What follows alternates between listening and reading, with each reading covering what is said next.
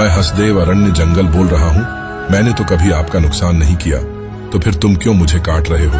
मैंने तो तुम्हें जीवन दिया और तुम मेरा ही जीवन खत्म कर रहे हो। मैं लाखों जीव जंतु और हजारों पक्षी का घर हूँ। कभी सोचा है मेरे बाद इनका क्या होगा? क्या इनका इस पृथ्वी पर कोई हक नहीं है?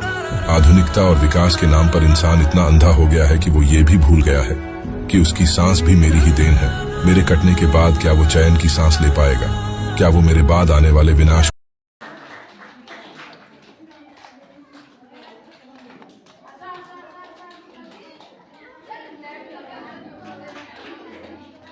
Ya, esto, tú puedes fotos que era una